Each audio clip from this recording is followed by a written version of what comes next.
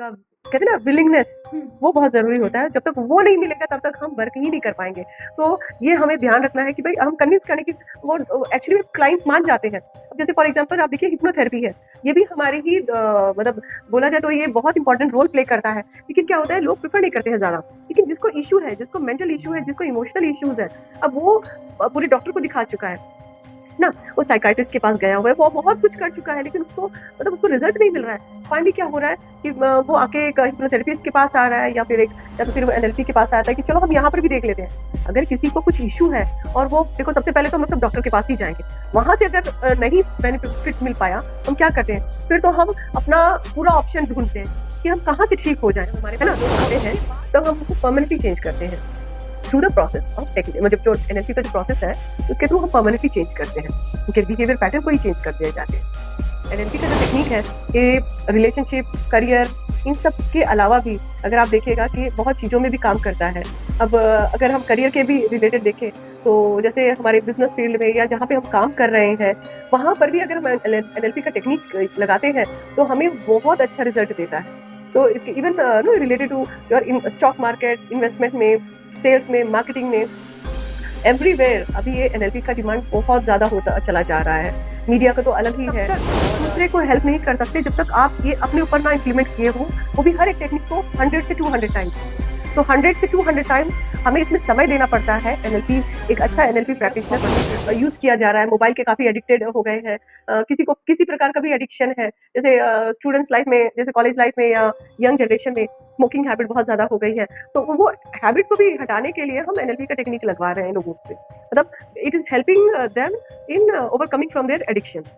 Social media आप job के लिए इंटरव्यू के लिए जा रहे हो और आपका पूरा आपने वहाँ पे जाके अच्छे से कर लिया। तो ऐसे ही एग्ज़ाम्स का भी होता है और ऐसे बट इसका क्या है बस प्रैक्टिस में लेके आना पड़ता है। जो भी ट्रेनर्स होते हैं वो डेफ़िनेटली स्टूडेंट्स वगैरह के लिए जब हम करते हैं, तो हम उनको सिखाते हैं कि how you have to practice yourself और इसको अपने डेली रूटीन में कैसे ऐड करना चाहिए।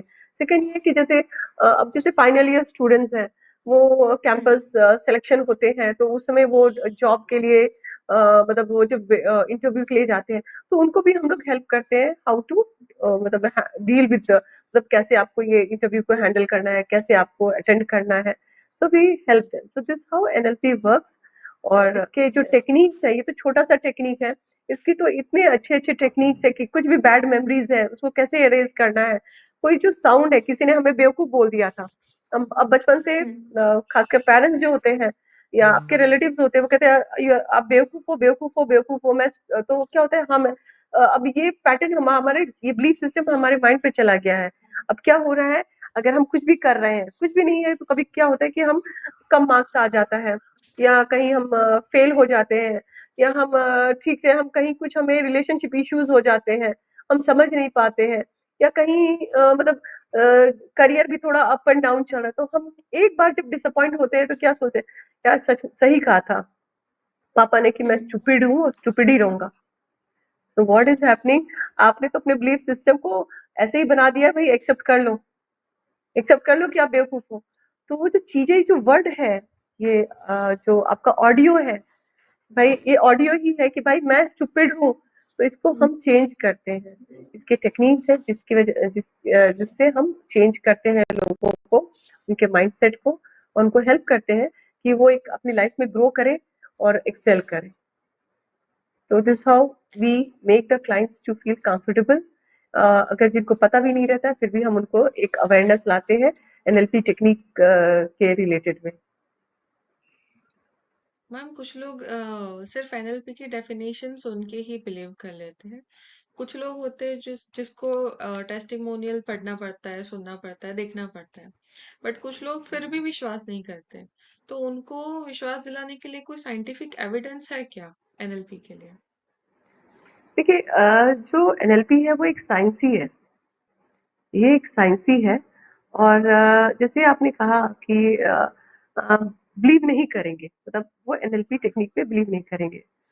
अब देखिए अब दुनिया चेंज हो रहा है, लोग अवेयरनेस आ रहा है, मगर मान लो उनको वो बिलीव नहीं कर पा रहे हैं, तो हम क्या करते हैं, हम क्लाइंट को फोर्स भी नहीं करते। अब फॉर एग्जाम्पल आप किसी डॉक्टर के पास जाते हो, है ना? अब वो डॉक्टर कह रहा है कि भाई आपको अब जब डॉक्टर कह रहा है कि भाई हम आपका ये ऐसा-ऐसा ट्रीटमेंट करेंगे, फॉर एग्ज़ाम्पल आपको मतलब खाँसी हो रही है, बहुत दिनों से बनी हुई है, आप एक डॉक्टर के पास जाते हो, ठीक है? उसके बाद आपको डॉक्टर कहता है कि भाई आपका तो कुछ चीज़ें हैं जो टेस्ट करवानी पड़ेंगी, लग रहा है एंड सो इश्यूज़ हो गए होंगे आपके। तो अब क्या होता है आपका लंग्स कहीं इश्यू मतलब इन्फेक्टेड होगा या आपका रेस्पिरेटरी में कुछ इश्यूज़ आ गए हैं, तो वो जब डेप्थ में बताने लगते हैं, तो आप क्या करते हो? आपका माइंड जो स्टेट ऑफ माइंड होता है वो क्या होता है? एक लगता है कि ओह गॉड ये क्या हो गया मेरे साथ, है ना? अब क्या होता है तो आप उसको क्या करते हैं वो सुन लेते हैं, डॉक्टर से पूरा ले लेते हैं कि ओके आप मुझे प्रिस्क्राइब कर दीजिए क्या-क्या टेस्टिंग करना है हमें। आपका मन क्या कहता है कि बस अब जल्दी से करवाना है ये टेस्टिंग, मुझे छुटकारा चाहिए, मुझे जल्दी से ट्रीटमेंट चाहिए। क्योंकि आपको पता है कि ये नॉर्मल खांसी नहीं है, ये आपके लंग्स को इन्फेक्ट किया है, आपके रेस्पिरेटरी को सिस्टम को इन्फेक्ट मतलब वो वहाँ पे इश्यू आया है, तो आप अपने आप को जल्दी से रिकवर करने की कोशिश करोगे। तो उस समय क्या होता है कि ऐसे ही जो क्लाइंट्स आते हैं, अगर वो नहीं एक्सेप्ट कर पा रहे हैं, जनरली सब एक्सेप्ट कर ही लेते हैं। वो यहाँ तक कहते हैं कि मैम आपको जैसा ठीक लगे प्लीज़ आप मेरा बस मुझे निकालो इस चीज़ से, मुझे निकालो। और क्या होता है कि फिर हम उनको समझाते हैं, अगर वो नहीं समझ पा रहे हैं, तो हम उनको क्या करते हैं कि भई ठीक है वो उनको हम समय दे देते हैं बिकॉज़ उनका विलिंग होना, चेंज होना बहुत ज़रूरी है। उनका कहते हैं ना विलिंगनेस हुँ, वो बहुत ज़रूरी हुँ, होता है। जब तक वो नहीं मिलेगा तब तक हम वर्क ही नहीं कर पाएँगे।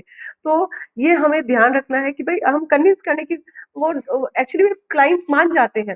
अब जैसे फॉर एग्ज़ाम्पल आप देखिए हिप्नोथेरेपी है। ये भी हमारी ही मतलब बोला जाए तो ये बहुत इम्पोर्टेंट रोल प्ले करता है। लेकिन क्या होता है लोग प्रेफ़र नहीं करते हैं ज़्यादा। लेकिन जिसको इश्यू है, जिसको मेंटल इश्यू है, जिसको इमोशनल इश्यूज़ है, अब वो पूरे डॉक्टर को दिखा चुका है। ना? वो साइकियाट्रिस्ट के पास गया हुआ है, वो बहुत कुछ कर चुका है लेकिन उसको मतलब उसको रिज़ल्ट नहीं मिल रहा है। फाइनली क्या हो रहा है कि वो आके एक हिप्नोथेरेपिस्ट के पास आ रहा है या तो फिर वो एनएलपी के पास आता है कि चलो हम यहाँ पर भी देख लेते हैं। अगर किसी को कुछ इश्यू है और वो देखो सबसे पहले तो हम लोग सब डॉक्टर के पास ही जाएँगे। वहाँ से अगर नहीं बेनिफिट मिल पाया, तो हम क्या करते हैं? फिर तो हम अपना पूरा ऑप्शन ढूँढते हैं कि हम कहाँ से ठीक हो जाएँ, है ना?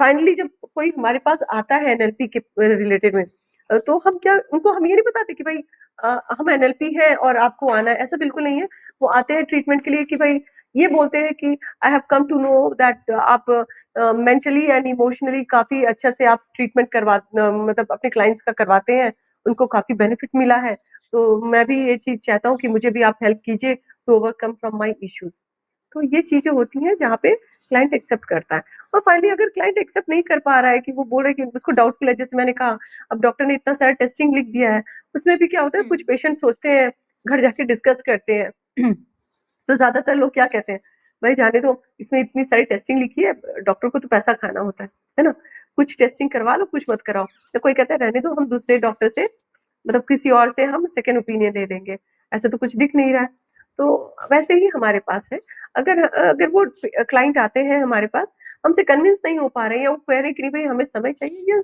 वी गिव देम अपना समय लो ना आप अपना समझो आपको कहीं डाउट है हम तो है ही लेकिन आप अपना समय लो और बट जब आप आओगे तो आप एकदम बिलीफ सिस्टम के साथ आना है भाई आपको अब विलिंगनेस होना चाहिए कि भाई yes I want to change my self and I am willing to accept this process NLP का जो प्रोसेस है मैं इसको एक्सेप्ट कर रहा हूँ अब बिलीव क्या है हमारा पॉसिबल या पॉसिबल नहीं है मेरे साथ है ना हुँ, हो सकता है या नहीं भी हो सकता तो वो बिलीफ सिस्टम इसी पे डिपेंड होता है हमारे बस इसी के ऊपर है तो अगर वो हो गया कि हाँ भाई उनके मन में आ गया कि यस पॉसिबल है कि मैं ठीक हो जाऊंगा तो वो आ जाते हैं फिर वो विलिंगनेस आ जाता है उनके अंदर no I have to go मुझे ठीक होना ही होना है फिर आते हैं और हम उनको वो प्रोसेस में लेके जाते हैं और उनको उनका डिजायर्ड आउटकम जो भी है वो उनको हेल्प करवाते हैं अब तो इसमें भी ऐसा है कि ऐसा नहीं है कि NLP is just related to mental and emotional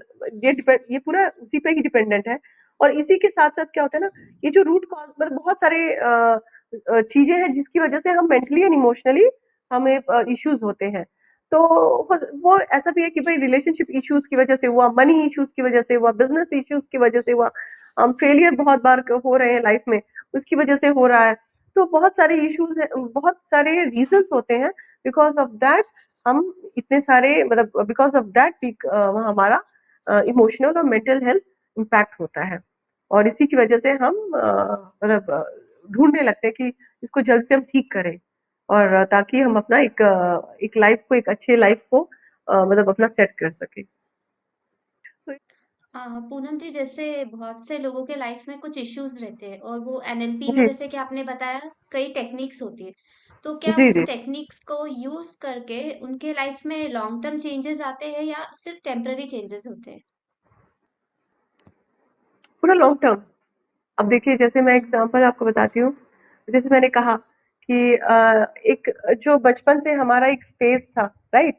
जो एक खाली हम्म। स्पेस था जिसमें हमने बहुत कुछ भरा है, जिसकी वजह से जैसे किसी ने बोल दिया तुमसे नहीं हो पाएगा, किसी ने कुछ एनवायरनमेंट का कुछ, हमारी जो सराउंडिंग थी वो ऐसा इम्पैक्ट किया कि हमारा बिहेवियर पैटर्न ही डिफरेंट चेंज हो गया।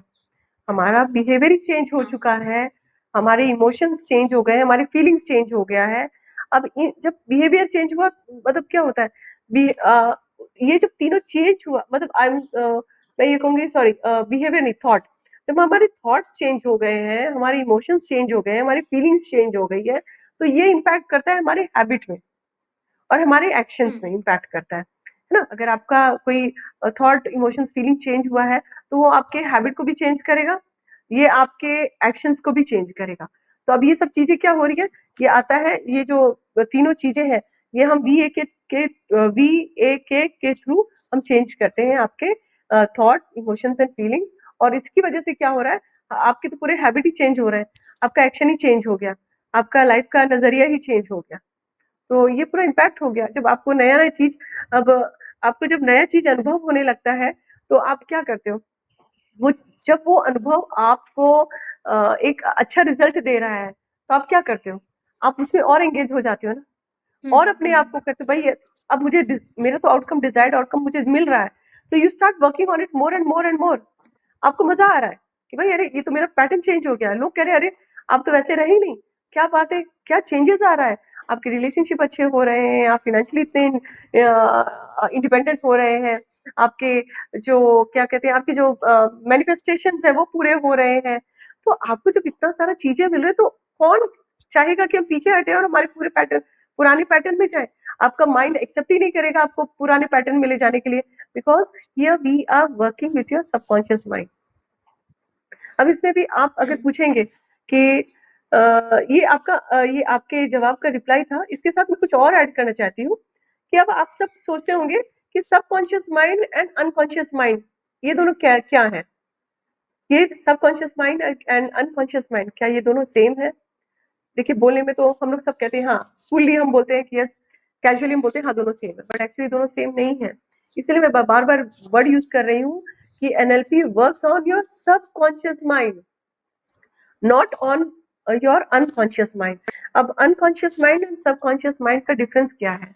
अनकॉन्शियस अब माइंड क्या है कि आपके जो हार्ट बीट है वो अपने आप से वर्क कर रहा है, आपका जो ब्रीदिंग है वो अपने ऑटोमेटिकली वर्क कर रहा है, आपको तो बोलना ही नहीं पड़ रहा है कुछ, है ना?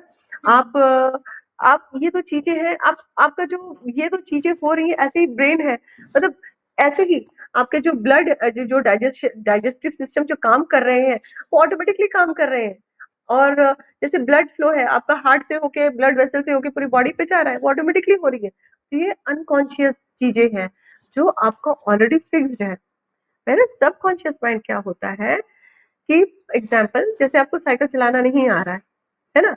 अब आप सीख हम्म। रहे हो, तो कुछ दिन जब आप सीखते हो तो रोड पे क्या करते हो? आप बहुत केयरफुली सीखते हो, या कार सीखते हो तो क्या होता है, बहुत कॉन्शियसली आप चला रहे होते हो, बहुत धीमे धीमे, धीरे धीरे से सब कुछ करते हुए, और चलाते हुए चले जा रहे हो। या आप जैसे आपने देखा होगा, लेडीज जो पहले होती थी कि वो स्वेटर वगैरह बुनती थी, है ना? स्वेटर वगैरह हम्म। बुनती थी। तो वो भी जब कोई नया सीखता तो धीरे धीरे एक एक करके, परत पर परत करता था। वो जब हैबिट में आ जाता है, when it comes to the habit, अब आपने कार सीख लिया, साइकिल सीख लिया, आपने निटिंग सीख लिया, तो क्या करते हैं आप? बोलते बोलते चले जाते हैं आप, और आप ड्राइविंग करते हुए निकल जाते हैं। तो वो क्या होता, वो समझ लीजिए जो स्टेट आता है, वो सबकॉन्शियस माइंड का स्टेट है कि आप अपना काम भी कर रहे हो, आप बोल भी रहे हो, आपका माइंड कहीं और है, लेकिन सबकॉन्शियसली आप अपना काम भी कर रहे हो। आप देखिएगा लेडीज फटाफट, वही लेडी जो पहले सीखती थी, मतलब धीरे धीरे बुनती थी, वो फटाफट बात भी कर रही है, इधर उधर देख रही है और साथ में फटाफट बुनती भी चली जा रही है। सो ये इसे हम कहते हैं कि हमारा सबकॉन्शियस माइंड कैसे एक कॉन्शियस स्टेट से हम कैसे सबकॉन्शियस स्टेट में आ जाता है।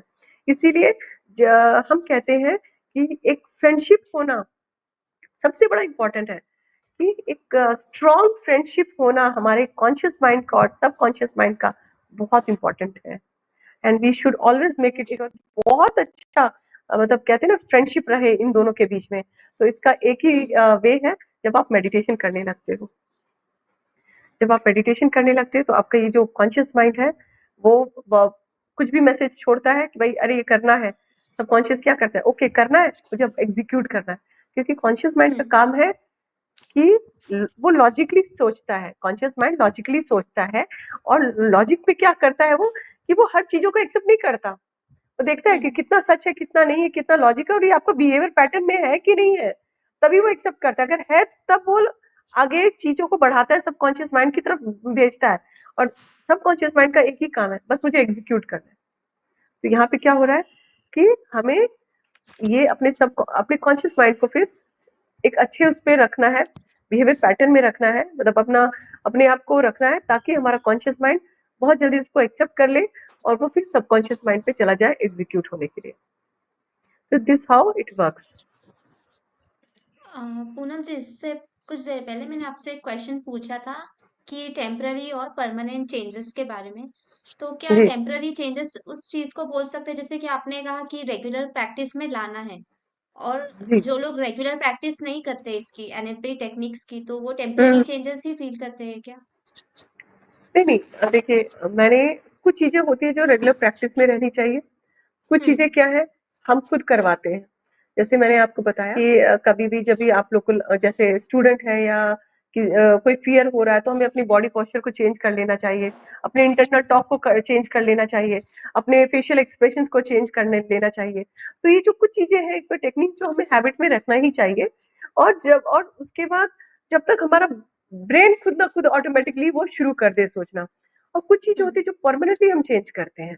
जब हमारे पास लोग आते हैं तब हम उनको परमानेंटली चेंज करते हैं through the process of technique, मतलब जो एनएलपी का जो प्रोसेस है उसके थ्रू हम परमानेंटली चेंज करते हैं, उनके बिहेवियर पैटर्न को ही चेंज कर दिए जाते हैं। मैम, एनएलपी का सबसे चैलेंजिंग एस्पेक्ट क्या है और आप कैसे ओवरकम करते हो उसको?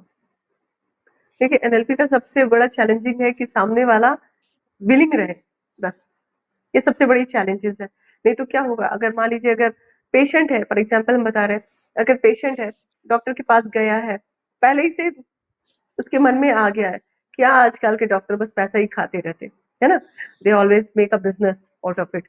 अब वो गया है, मतलब 2-3 हजार का उसका कंसल्टेंसी फीस, डॉक्टर का कंसल्टेंसी फीस है, पे कर दिया, डॉक्टर के पास बैठा, सब कुछ अपना डिस्कस कर लिया, still in his mind he is having a doubt, यार नहीं ये चीजें नहीं है, मतलब मैं ठीक हो पाऊंगा कि नहीं हो पाऊंगा।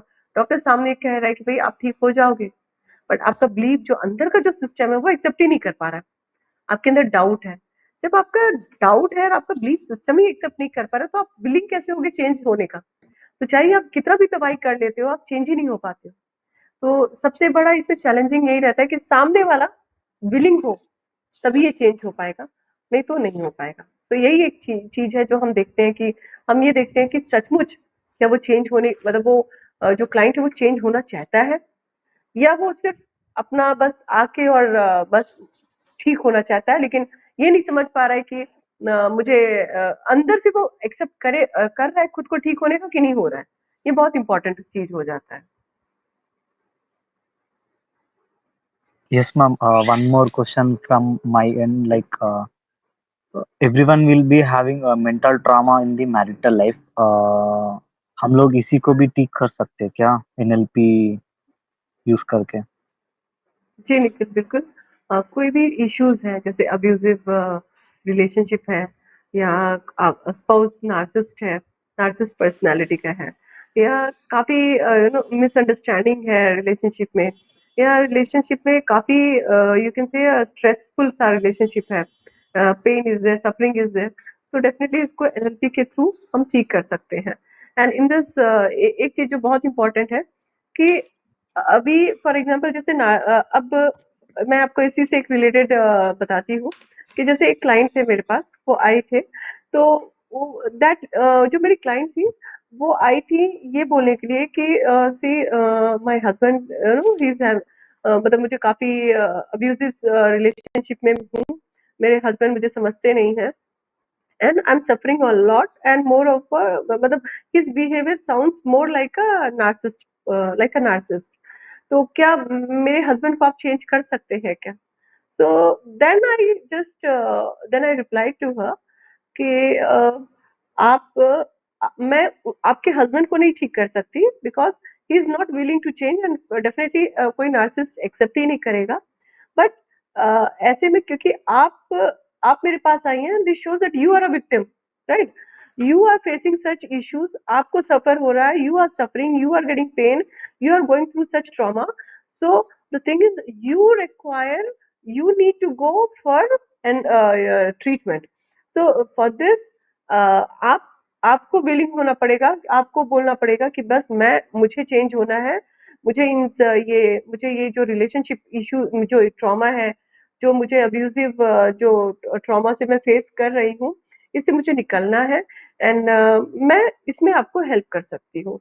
And actually it worked out कि फिर हमने जब एनएलपी का 2 सीटिंग किया था और उसमें क्या हुआ कि 2 सीटिंग के बाद she was feeling so good कि मतलब वो काफ़ी उसको उनको अच्छा रिज़ल्ट मिला था and then she told me very true कि उन्होंने एक वर्ड बोला था कि आपने सही कहा है कि हम उनको चेंज नहीं कर सकते, बट हमारे अपने माइंडसेट को अगर हम चेंज कर लेते हैं, तो इट हेल्प्स अस, ये हमारी लाइफ के लिए बहुत एक हेल्पफुल सा हो जाता है और ये हमारी लाइफ को जो हमारे माइंड का पैटर्न है वही चेंज कर देता है। तो फिर हमें नो मोर हमें वो जो इतना जो पेन एंड सफरिंग हो रहा था वो हमारा वैसे ही खत्म हो जाता है। तो ये इससे डेफिनेटली ठीक होता है एनएलपी का। और इससे जैसे मेरे सर हैं NLP sir, Ram Verma sir, उन्होंने एक बहुत अच्छा बात बताया था कि नार्सिसिस्ट के बारे में या कोई अब्यूजिव रिलेशनशिप में हैं आप या ऐसा कुछ, एक्सेप्ट डोमेस्टिक वायलेंस। तो उसमें उन्होंने एक बहुत अच्छा बात बताया था कि एक स्टोरी बताई थी कि एक मतलब एक गुरु होते हैं और एक उनका चेला होता है और वो एक नदी किनारे जाते हैं एंड वहां पे क्या होता है कि जो चेला होता है वहां पे गुरु नहा रहा होता है पानी में, तब जो चेला होता है वो देखता है कि एक ब्लैंकेट सा कुछ आ रहा है, फ्लोट करता हुआ उनके पास आ रहा है। और फिर क्या होता है कि गुरु को वो चेला पूछता है कि गुरुजी वो एक कंबल की तरह आ रहा है, ब्लैंकेट मीन्स कंबल, तो बोलते कि वो ब्लैंकेट सा कुछ आ रहा है, क्या मैं उसको पकड़ लूं? तो गुरु जी कहते हैं कि नहीं, छोड़ दो इसको, पकड़ो मत। पर क्या होता है धीरे धीरे वो जैसे जैसे आने लगता है सामने, वैसे फिर वो चेला कहता है कि नहीं, मुझे मुझे पकड़ना है, मुझे पकड़ना है, मुझे देखना है तो ये क्या है। तब क्या होता है कि गुरु कहता है, उसको रोकता है, फिर नहीं माना, तो फाइनली क्या होता है कि चेला जो है थोड़ा आगे जाके और फिर उसको पकड़ता है, वो ब्लैंकेट को पकड़ता है, और जैसे वो ब्लैंकेट को पकड़ता है तो देखता है वो ब्लैंकेट नहीं था, वो भालू था, बेर था।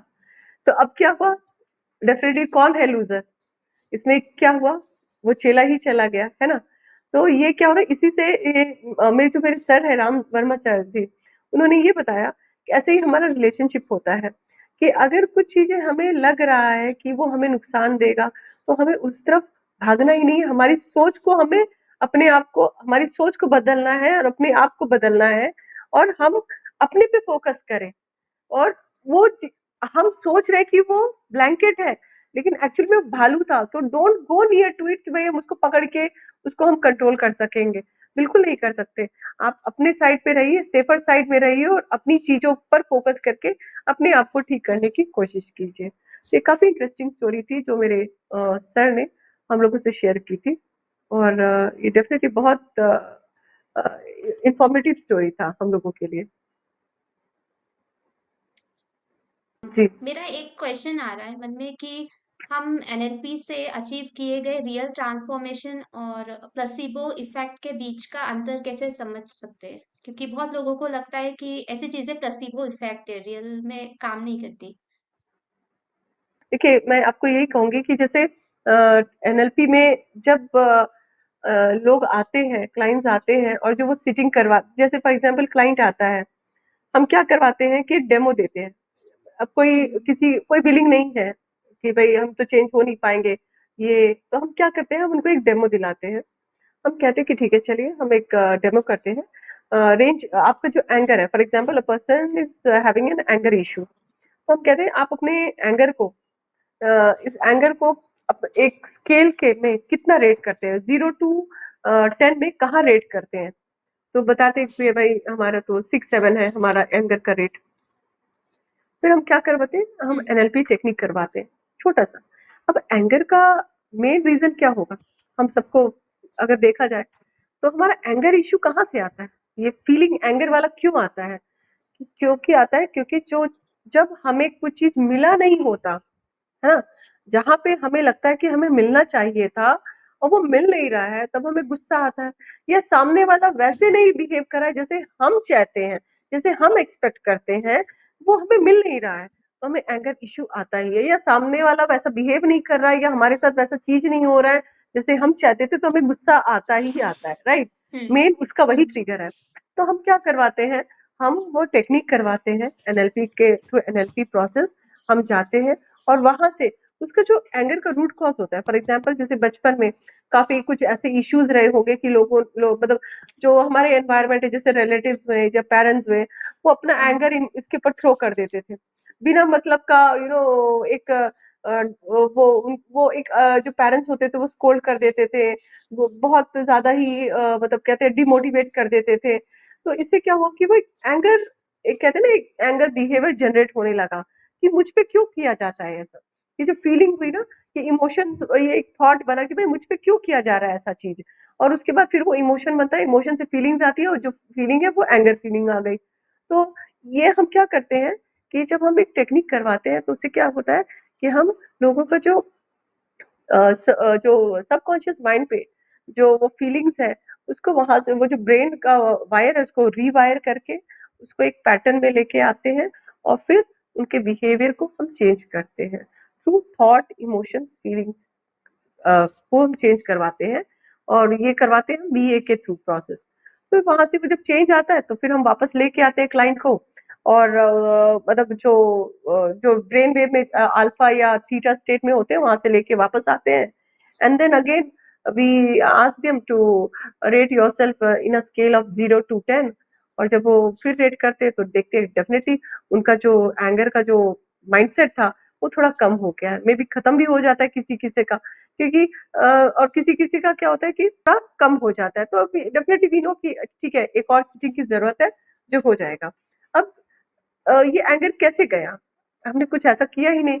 ये जो हमने वर्क किया VAK पर, मतलब विजुअल, उनके विजुअलाइज करवाया गया, उनको ऑडियो, उनका ऑडियो चेंज करवाया गया, उनकी फीलिंग्स को चेंज करवाई गई, वहां जाके एक आउटकम दिखाया गया कि you got, this was the root cause. तो इसका आप ये जो चीजें हैं, इसको जो प्रोसेस में हम क्या करवाते हैं, उसको डिसमेंटल करवा देते हैं। वो एंगर का जो इश्यू होता है उसी को डिसमेंटल करवा के उनको वहां से वो वहां से लेके उनकी जो फीलिंग्स है उनको वहां पे हम खत्म करवाते हैं। वो चीज, वो पर्टिकुलर जो रूट कॉज था उसको खत्म करवा के उनके मेमोरीज को एरेज करवाते हैं, उसको रिप्लेस करवा दिया जाता है। और उस वहां से फिर हम सबकॉन्शियस माइंड को चेंज करके फिर हम उनका एंगर इश्यूज को कम करवा देते हैं। तो दिस हाउ एक होता है। और फिर उसके बाद यही है कि जैसे आपने कहा ना, होप, प्लेसिबो से कैसा होगा, तो डेफिनेटली अब जब चेंज दिखता है तो डेफिनेटली हमें फिर लगता है ना कि हाँ कुछ तो है इस पे, तभी हमें ऐसा फीलिंग्स आ रहा है, कुछ तो बात है। तो वो अगर कुछ तो बात है वाली चीज आ गई तो definitely they will come for this. और अगर किसी को लगता है पहले से उसने अपना मन बना लिया है, इट्स नॉट पॉसिबल। क्योंकि क्या होता है ना, जो बहुत सारे जो क्लाइंट्स आते हैं, व्हाट दे डू, खासकर आपके रिलेटिव्स, वो सिर्फ आपको जज करने के लिए आते हैं कि I want to know how far you know in this subject. आपको कितना पता है, बस वो टेस्ट करने के लिए आते, देखे तो सही कितना इनको आता है ना? तो वो उसमें अब अगर ऐसे लोग आ गए कि भाई मुझे देखना है कि भाई इनको कितना आता है, तो व्हाट इज हैपनिंग, आप तो खुद मतलब आपका तो विलिंगनेस ही नहीं है चेंज होने का। You have some issue but you have come here. लेकिन क्या होता है वो इतने वो क्या होता है कि बहुत बार तो क्लाइंट ऐसे होते हैं कि वो सिर्फ वो टेस्ट करने लगते हैं कि भाई पहले हम देख तो ले कि इनको कितना आता है। जब ऐसा सिचुएशन होता है तो वो क्लाइंट कभी चेंज हो ही नहीं पाएगा, वो विली वो एक्सेप्ट ही नहीं कर पाएगा, और वो उसको कुछ होप भी नहीं होगा कि मैं ठीक भी हो सकता हूँ एनएलपी के थ्रू। तो डेफिनेटली होप जब हम दिखाते हैं और थोड़ा सा भी अगर होप दिखता है कि हाँ एक कहते हैं ना एक रे ऑफ लाइट आती है, तो लोग उस पे अपना भी वो होप जो होता है वो बिलीफ सिस्टम पे चेंज हो जाता है। And people then they feel like yes this is the place where they can get a proper treatment. तो पूनम जी, एनएलपी में लर्निंग के लिए और मेथड दोनों के लिए एज का क्या है, एज रेंज क्या होनी चाहिए? अबव 8 इयर्स के ऊपर किसी पर भी हम ये टेक्निक करवा सकते हैं। अब आजकल क्या हो रहा है कि जो खासकर कॉलेज बच्चे हैं और जो नो दे आर गेटिंग मतलब वो इस प्रोसेस एनएलपी के लिए काफी मतलब they have got the curiosity. तो वो डेफिनेटली वो क्या हो रहा है कि वो ज्यादा है, देखा जाए तो अभी वो ज्यादा सीख रहे हैं। एनएलपी का जो टेक्निक है ये रिलेशनशिप, करियर, इन सब के अलावा भी अगर आप देखिएगा कि बहुत चीजों में भी काम करता है।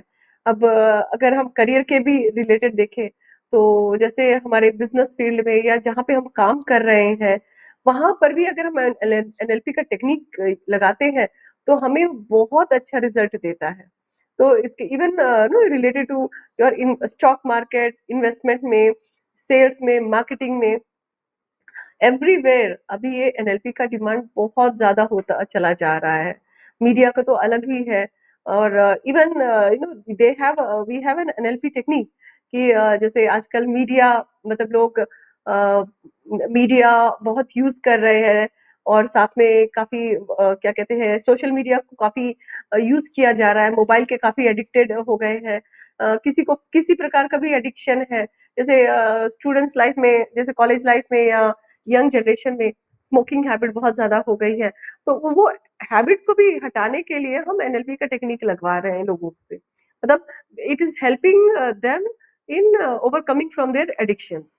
तो ये भी बहुत एनएलपी का वही हमने कहा कि इट्स लाइक एन ओशन। और जो हम एनएलपी ट्रेनर हैं वी आर लाइक हम लर्न भी कर रहे हैं प्रैक्ट मतलब और अपनी जो चीजें क्योंकि इट्स लाइक एन ओशन, तो क्या हो रहा है कि हम सीख भी रहे हैं और हम दूसरों को हेल्प भी कर रहे हैं कि वो अपने मतलब वो अपने इश्यूज को सॉल्व कर सके और वो अपने आउटकम को जो डिजायर्ड आउटकम है उनका वो उसको भी अचीव कर सके साथ साथ में। तो इट्स लाइक अ लर्निंग और ये कभी खत्म नहीं होगा एनएलपी का लर्निंग।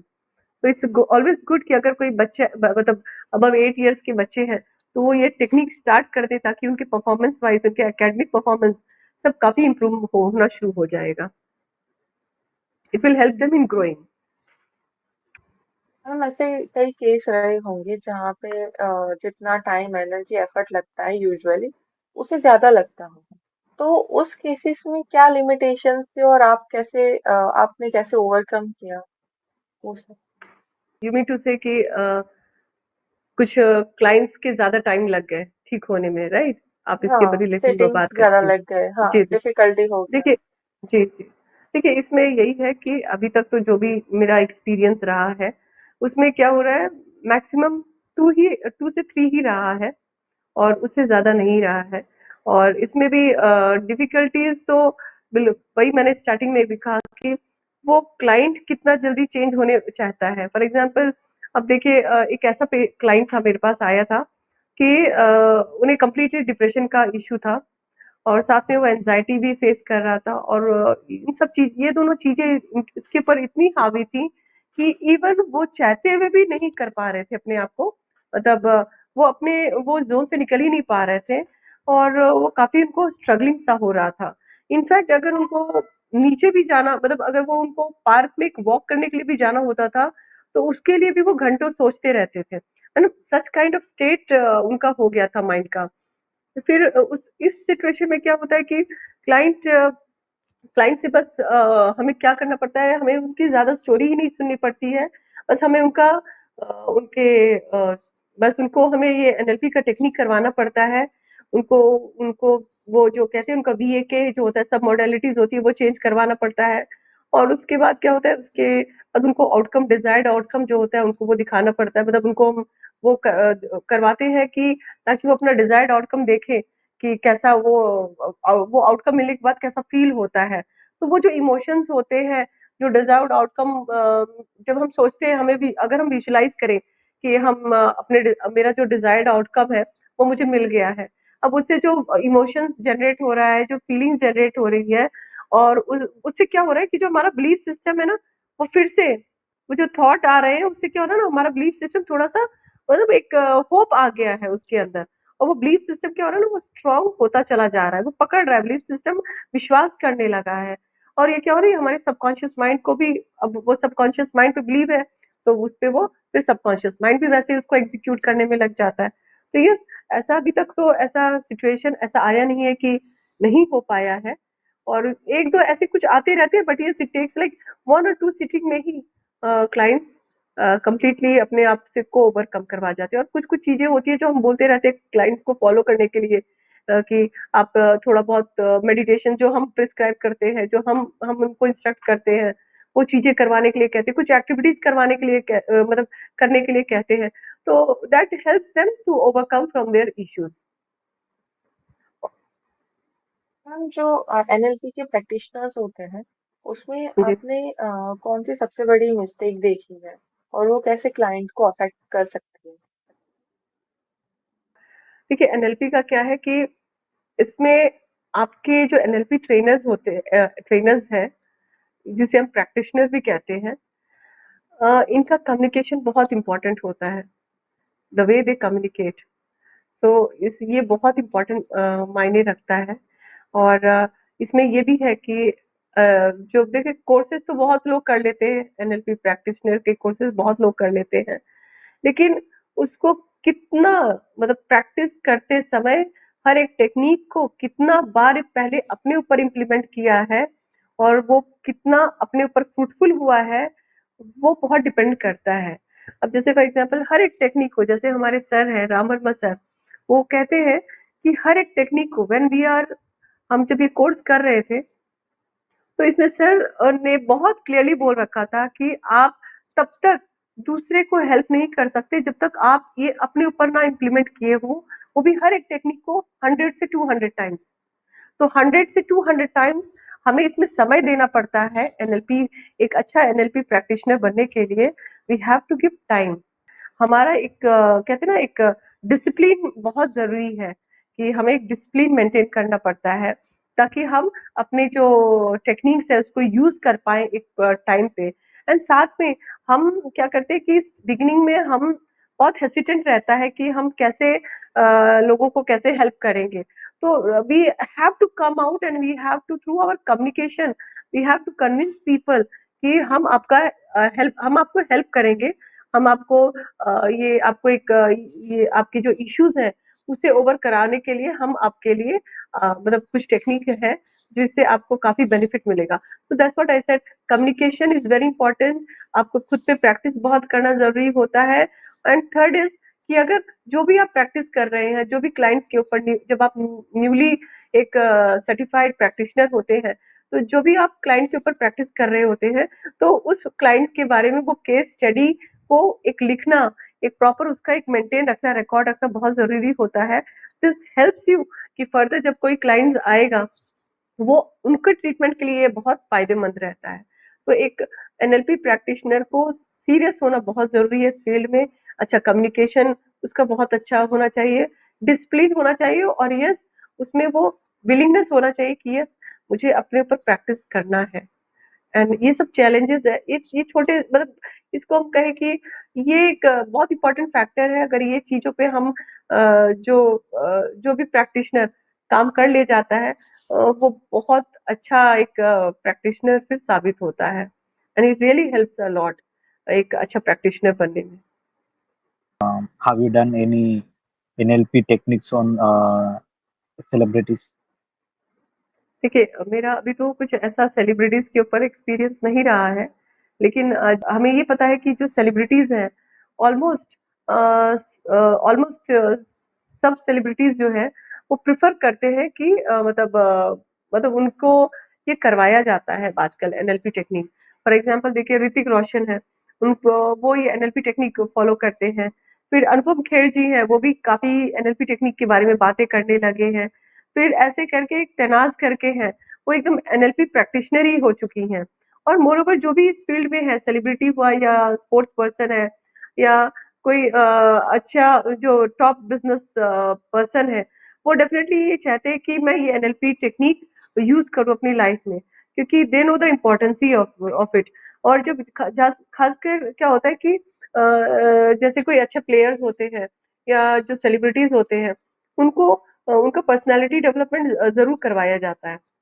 तो उस समय पर्सनालिटी डेवलपमेंट जब करवाया जाता है उनका, तो उस समय ये एनएलपी टेक्निक भी उन पर करवाई जाती है और उनको ये टेक्निक सिखाई जाती है, और ताकि वो इसको फॉलो करते रहें to have a good career and to मतलब वो अपनी लाइफ में जो सक्सेस है उसको बहुत अच्छे से अचीव कर सके। तो डेफिनेटली ये सेलिब्रिटीज वगैरह में बहुत कॉमन हो चुका है, जैसे दीपिका पादुकोण हुई, प्रियंका चोपड़ा है, और खासकर जो अभी जो मिस वर्ल्ड या मिस यूनिवर्स के लिए जाते हैं, तो डेफिनेटली उनको ये टेक्निक सिखाया जाता है।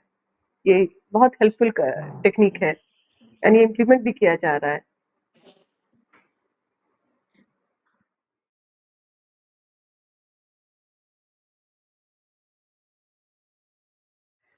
जी, अब मैं आप लोगों से एक एनएलपी टेक्निक शेयर कर रही हूँ, और आप इसी में देख लीजिएगा कि आपको बहुत एक अच्छा-सा चेंजेस नज़र आएगा अपने ऊपर। अभी देखिए जैसे अभी हम अच्छा। सब बैठे हुए हैं, डेफ़िनेटली हमारे माइंड पे कुछ ना कुछ चल ही रहा होगा। Back of the hmm. Mind कुछ ना कुछ हमारा चल ही रहा है, though we are present here but still something is there in our mind. शायद स्ट्रेस भी हो सकता है या काइंड ऑफ फियर भी हो सकता है, कोई कुछ तो या कुछ एक सर्टेन इमोशंस है जो हमें अंदर से लो फील करवा रहा है। तो चलिए हम एक आपको ना एक टेक्निक सिखाते हैं, ये एक एग्जांपल दे रहे हैं कि how NLP works on us, and आपको अभी खुद ब खुद आपको थोड़ा सा चेंजेस नजर आएगा। इसके लिए आप अच्छा। लोग अपना स्पाइन जो है उसको स्ट्रेट रखिएगा, शोल्डर को वाइड कर लीजिए, और अब आप सोचिए कि जो आपको इश्यू है, जो फ़ियर है या जो भी आपको ऐसा कुछ स्ट्रेस है जो आपको आपको बहुत लो फ़ील करा रहा है, उसके बारे में सोचिए, एंड सोचिए उसके बारे में। और आप जब सोच रहे हैं तो अब इसको सोचते हुए एक आप डीप ब्रीथ इन कर लीजिए। डीप ब्रीथ इन कीजिए and breathe out, breathe out करिए।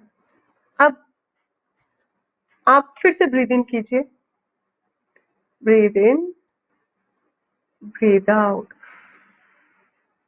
आईज क्लोज रखिएगा।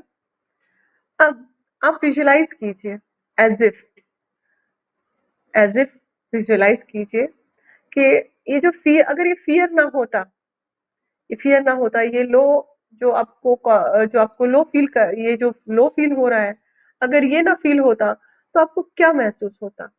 आपको अच्छा मतलब आपको एक अच्छा फील होता, या आपको आपको जो अचीव करना चाहते थे वो कैसे अचीव करते? तो एक विजुलाइज कीजिए कि जो आप चाहते हैं, और जो अभी आप चाहते हैं कि वो मैं करूं ये चीज, because of low feel and fear आप नहीं कर पा रहे थे, उस आउटकम को, वो पॉजिटिव आउटकम को आप सोचिए, पॉजिटिव आउटकम को सोचिए, और उस पे विजुलाइज कीजिए, विजुलाइज कीजिए कि वो कलर कैसा है, वो जगह कैसी है। सपोज आपको एक अच्छा करियर आप सोच रहे हैं, क्या ये फियर ना होता या ये लो फील नहीं होता, तो मैं एक बहुत अच्छा मतलब जॉब पे होती, या मैं बहुत बड़ी एक बिजनेसमैन होती या वुमन होती। और इमेजिन कीजिए, विजुलाइज कीजिए कि आप एक बहुत बड़े कैबिन में बैठे हुए हैं, बहुत बड़े कैबिन में बैठे हुए हैं पूरा। एक कैबिन जो है एक बहुत बड़ी बिल्डिंग में है, बहुत बड़ा बिल्डिंग है इसका। ये इतना बड़ा बिल्डिंग है कि इसका मतलब अ, ऐसा लग रहा है जैसे 1 किलोमीटर तक इसका पूरा ये बिल्डिंग है पूरा। इमेजिन कीजिए कि जो बिल्डिंग है, इसके ओनर आप ही हैं। और या ये जो पूरा ये बिल्डिंग है, ये वही कंपनी है, ये आपकी ड्रीम कंपनी है जिसमें आप काम करना चाहते थे। अपने आप को देखिए, विजुलाइज कीजिए कि आपने क्या कपड़ा पहन रखा है, कैसा पहन रखा है, पूरा ऑफिशियली वेयर है, फॉर्मल वेयर है। देखिए अपने आप को उसमें, देखिए ऊपर से नीचे स्कैन कीजिए, अच्छे से स्कैन कीजिए, देखिए। और फिर अपने आप को देखिए कि आप कहाँ पे बैठी हैं, आपका जो कैबिन है, जहाँ पे आप बैठे हुए हैं, वहाँ पर देखिए वो चेयर कैसा है, जो चेयर पे आप बैठी हुई हैं, वहाँ पर देखिए बैठी हुई हैं आप, एंड योर फीलिंग, आपको क्या फील हो रहा है, आपको कैसा लग रहा है, you are visualising it, you are feeling so good. एक अंदर से प्राउड फील हो रहा है कि यही तो अचीवमेंट था जो मुझे करना था। आज मैं इतना बड़ा बिजनेसमैन बन चुका हूँ, या बिजनेस वुमन हो चुकी हूँ, या मैं इतने अच्छे जॉब प्रोफाइल पे बैठी हूँ या बैठा हूँ, एंड आई एम हियर, मतलब ये मेरा ही जगह है जहाँ पे मुझे होना था। विजुअलाइज कीजिए अपने आप को और देखिए सामने 3-4 लोग बैठे हुए हैं, आपके साथ मीटिंग कर रहे हैं। कौन है ये लोग मीटिंग कर रहे हैं? देखिए, ये बड़े-बड़े सेलिब्रिटीज़ हैं, या इसमें से कोई सेलिब्रिटी बैठा हुआ है, कोई बड़ा बिज़नेसमैन बैठा हुआ है, या किसी बड़े कंपनी का सीईओ बैठा हुआ है। देखिए उन सबको, सामने ही बैठे हुए हैं और सब आपका वेट कर रहे हैं कि आप कुछ बोलें उनको। वो आपसे आपका कंसर्न चाहते हैं, आपसे बिजनेस डील करना चाहते हैं। फील कीजिए इस इमोशंस को, इस फीलिंग को अपने अंदर फील कीजिए कि कैसा लग रहा है। कि एग्जाम्पल कि कोई सेलिब्रिटी आपके पास बैठा है, प्रियंका चोपड़ा बैठी है, वो कह रही हैं कि यस आप मैं आप कंसर्न चाहती हूँ, मैं आपके कंपनी के साथ ये एग्रीमेंट करवाना चाहती हूँ, एक बिजनेस करना चाहती हूँ। फील कीजिए इस मोमेंट को। You must be feeling so good, right? एक बहुत एक अलग सा फील आ रहा है, उस इमोशन को देखिए, वो फीलिंग को देखिए होता हुआ। और अब देखिए वो फाइल जो आपके पास है, उस पे आप साइन कर रहे हो, एंड नाउ साइन करते वक्त आप देख रहे हो कि आप बहुत अच्छे से अपना साइन कर रहे हो। अपनी साइन को देखिए, किस कलर के पेन से कर रहे हैं आप, उसको देखिए। उस पेन कलर का जो पेन है उस पे ध्यान दीजिए। और अब साइन करने के बाद सब खड़े हो गए हैं और आप भी खड़े हो गए हैं, और आप उन तीनों से शेक हैंड कर रहे हैं, हैंड को शेक करते हुए, हाथ मिलाते हुए आप, वो आपको थैंक यू बोल रहे हैं, and you are feeling so good. अब देखिए आपका इंटरनेट टॉक क्या कह रहा है उस समय। यस, यही तो मैं चाहता था, ये this is my achievement, I know कि ये मेरा I am worthy of it. ये आपका इंटरनल टॉक चल रहा है। फेस देखिए, अपना फेशियल एक्सप्रेशन देखिए, कितना स्माइल आ रहा है आपके चेहरे पे, एक प्राउडनेस सा आ रहा है, एंड यू आर फीलिंग कि जैसे एक चमक सी आ गई है आपके चेहरे पे। देखिए, और आप अपने पोस्चर को देखिए, बॉडी का पोस्चर कितना अच्छा हो गया है, एकदम से स्पाइन स्ट्रेट है, वाइड शोल्डर है, एंड यू आर, आप हाथ मिला रहे हो, डील कर रहे हो, बिजनेस बड़ी बड़ी डील कर अभी आपने किया है, जो आपका कभी ड्रीम था आज वो कंप्लीट हो रहा है, and you are living in that moment right now. और ब्रीथ को आप फील, फोकस कीजिए अपने ब्रीथ पे, देखिए कैसा फील हो रहा है, देखिए उसे। एंड नाउ, अब मैं 0 से 3 बोलूंगी, आपको अपने प्रेजेंट कॉन्शियस स्टेट में आ जाना है। 0, 1, आप अपने प्रेजेंट स्टेट पे आ गए हैं, कॉन्शियस स्टेट पे आ गए हैं, आप अवेयर हैं अपने सराउंडिंग के से। 2, अब आप अपनी आंखें खोलने वाले हैं विथ वही फील, वही इंटेंशन के साथ आप अपनी आंखें खोलिएगा जैसे मैं 3 बोलूं, and 3। Whenever you are ready, you can open your eyes with a smile on your face. कैसा लगा ये मोमेंट? आप लोग अपना एक्सपीरियंस शेयर कर सकते हैं, कैसा लगा वो मोमेंट? सोक कर रहे हैं, हम सोकिंग कर रहे हैं। एग्जैक्टली। तो ये तो छोटा सा टेक्निक था जो हम करवाते हैं लोगों को। और ये तो जस्ट जो कहते हैं ना, जब हम लो फील कर रहे होते हैं, या जैसे मैंने कहा था फियर है जिसकी वजह से आप अपना अचीव नहीं कर पा रहे हैं गोल, अगर आप इस तरह से विजुअलाइज करते हैं अपने आप को, और अपने वीए के पे फोकस करते हैं, तो देखिए आपको खुद ब खुद अपना आपका बॉडी पोस्चर ही चेंज हो जाता है। आपका जो अंदर का जो इंटरनल है, टॉक है, वो भी चेंज हो जाता है। तो this is the power of NLP. ये चेंज करवाता है and this how NLP works. Poonam ji, बहुत ही अच्छा एक्सपीरियंस रहा था मेडिटेशन के साथ। Thank you. बहुत अच्छा फील कर रही हूँ मैं लाइट। और इसी के साथ हम हमारे पॉडकास्ट के एंड पे आ चुके हैं। आई होप आपने जो आज वैल्यूएबल इंसाइट्स शेयर किए, अगर कोई व्यूवर्स देखते हैं इसे तो उन्हें बेनिफिट मिले और इस टेक्निक को अपने लाइफ में वो इन्वॉल्व कर सके। वी आर सो ग्रेटफुल कि आज आप हमें थैंक यू। संवाद के इस पॉडकास्ट पे ज्वाइन कर पाए। Thank you so much for coming Poonam ji. Thank you so much for inviting me here. Thank you so much.